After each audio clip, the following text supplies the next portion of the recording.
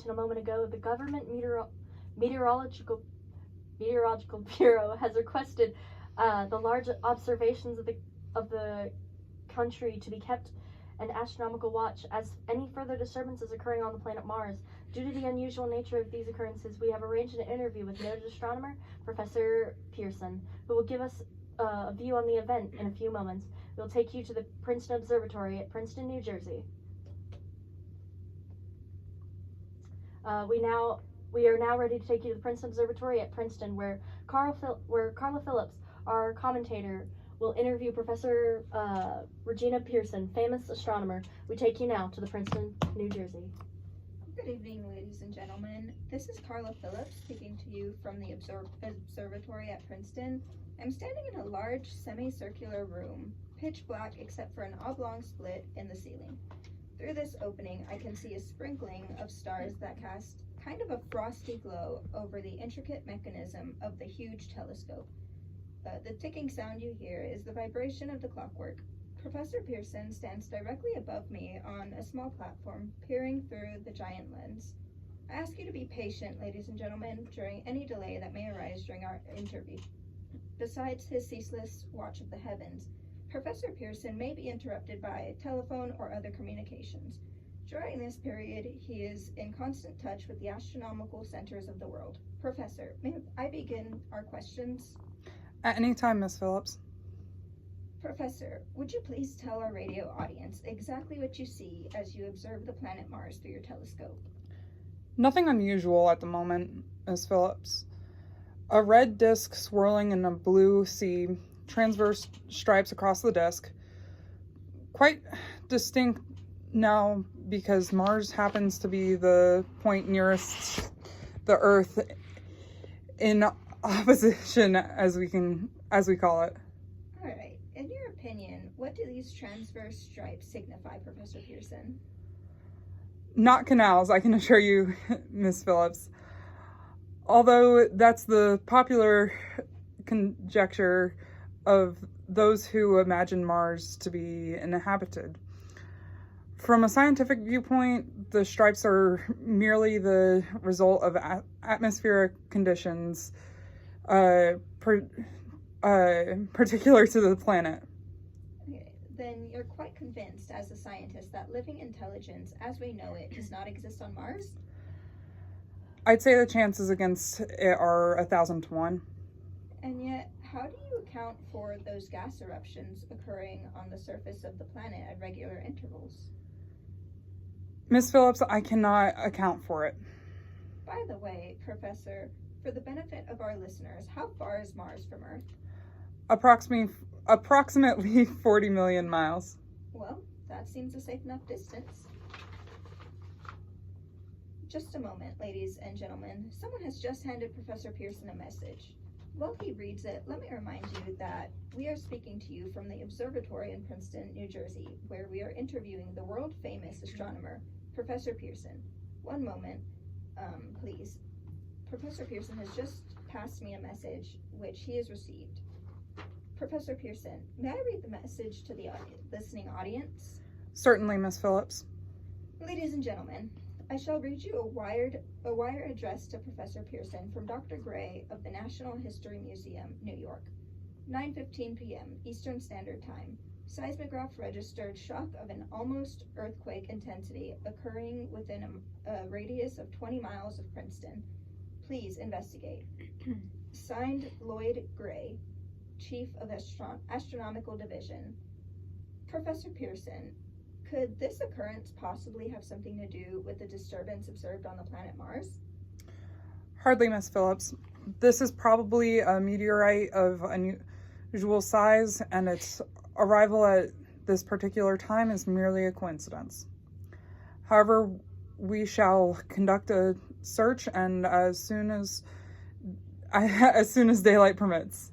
Thank you, Professor. Ladies and gentlemen, for the past 10 minutes, we've been speaking to you from the observatory at Princeton, bringing you a special interview with Professor Pearson, noted astronomer. This is Carla Phillips speaking. We are returning you now to our TTU studio. Ladies and gentlemen, here's the latest bulletin from the Intercontinental Radio News, Toronto, Canada. Professor Morse of McGill University reports observing a total of 3 explosions from the planet Mars between the hours of 7:45 p.m. and 9:20 p.m. Eastern Standard Time. This confirms earlier reports received from the American observatories. Now, nearer home, comes a special announcement from Trenton, New Jersey. This is reported at 8:50 p.m. A huge flaming object believed to be a meteorite fell on the farm of a neighborhood in Governor's Mills, New Jersey, 22 miles from Trenton. A flash in the sky was visible from a radius of several hundred miles of noise, and the impact was heard as far north as Elizabeth. We have dispatched a special mobile unit to the scene, and we'll have our commentator, Carla Phillips, give you a word description as soon as she can reach there from Princeton. We take you now to Governor Mills, New Jersey. Ladies and gentlemen, this is Carla Phillips again at the Wilmouth Farm, Grover's Mill, New Jersey. Professor Pearson and myself have made the 11 miles from Princeton in 10 minutes. Well, I hardly know where to begin to paint for you a word picture of the modern Arabian Nights. Well, I just got here. I haven't had a chance to look around yet. I guess that's it. Yes, I guess that's the thing directly in front of me, half buried in a vast pit. Must have struck with terrific force. The ground is covered in splinters of a tree. It must have struck down on its way down. What can I even see of the object itself? Doesn't look very much like a meteor. It's at least not the meteors I've seen. It looks more like a huge cylinder. It has the diameter of, what would you say, Professor Pearson? What's that? What would you say? What is the diameter? About 30 yards. About 30 yards. The metal on the sheath is, well, I've never seen anything like it. The color is sort of a yellowish white. Curious spectators are now pressing close to the object in spite of the efforts of the police to keep them back. They're getting in front of my line of vision. Would you mind standing to one side, please? One side, one side. While the policemen are pushing the crowd back, here's Mr. Wilmoth, owner of the farm here. He may have some interesting facts to add. Mr. Wilmoth, would you please tell the radio audience as much as you remember of this rather unusual visitor that dropped into your backyard? Step closer, please. Ladies and gentlemen, this is Mrs. Wilmoth. Well, I was listening to the radio. Closer and louder, please. Pardon me? Louder, please, and closer. Yes, ma'am. While I was listening to the radio and kind of drowsing, the professor fellow was talking about Mars, so I was half dozing and half... Yes, Mrs. Phillip. What happened?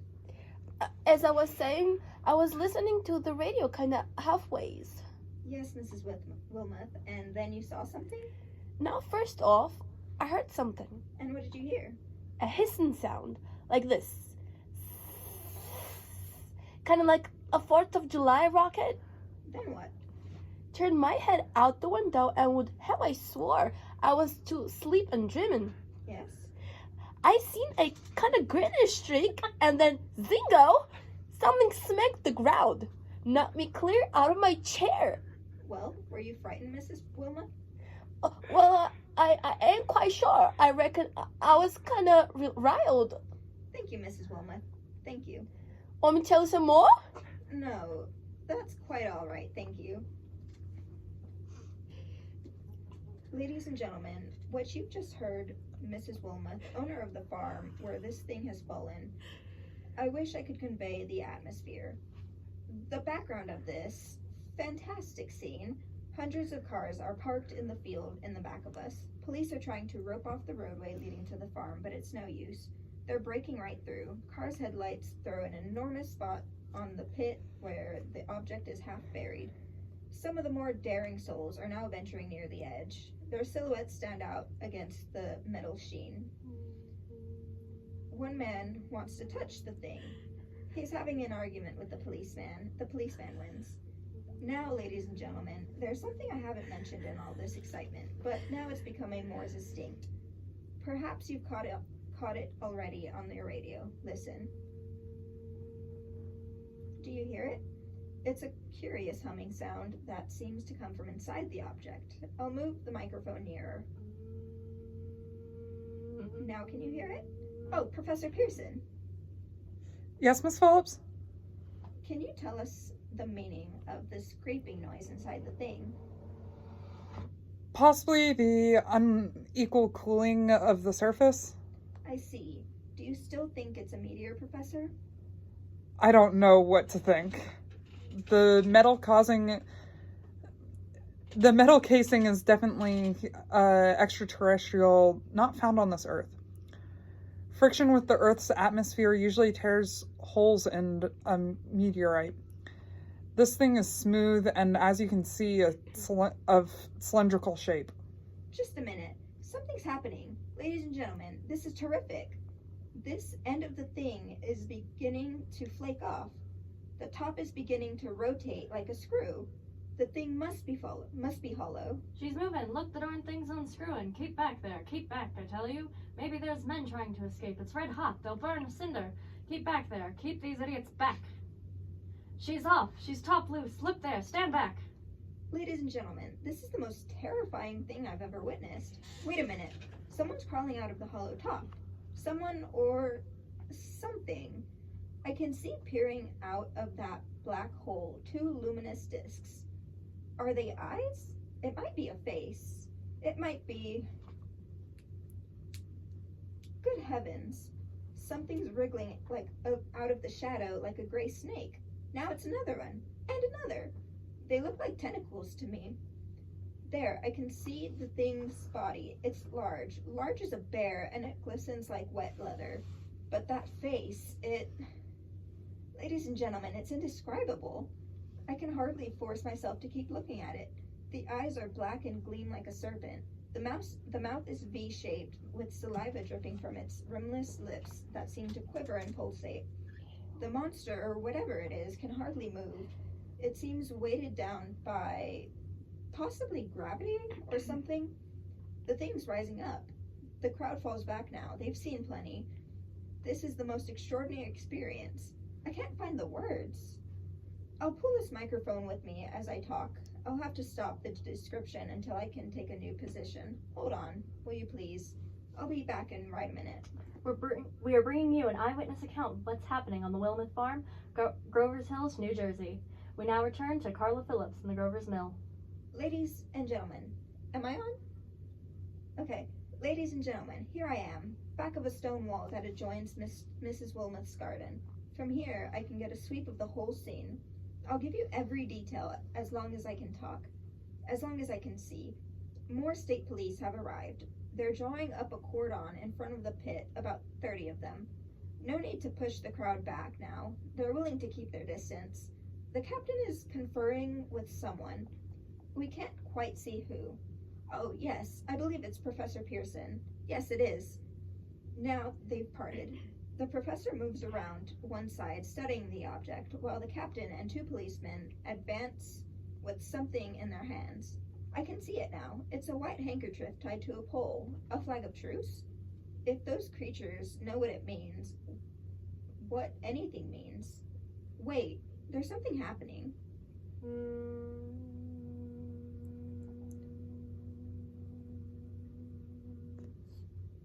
A humped shape is rising out of the pit.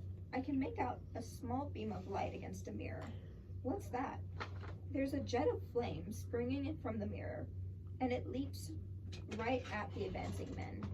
It strikes them head on. Good Lord, they're turning into flames. Ah! Now the whole field's caught fire. The woods, the barns, the gas tanks of automobiles, it's spreading everywhere. It's coming this way, about 20 yards, right to my... Boom. Then dead silence. Ladies and gentlemen, due to circumstances beyond our control, we are unable to continue the broadcast from Grover's Mills. Evidently, there is some difficulty with our field transmission. However, we will return to the point of the earliest opportunity. In the meantime, we have a late bulletin from San Diego, California. Professor Eidenkoffer, speaking at the dinner of California Astronomical Society, expressed the opinion that the explosions on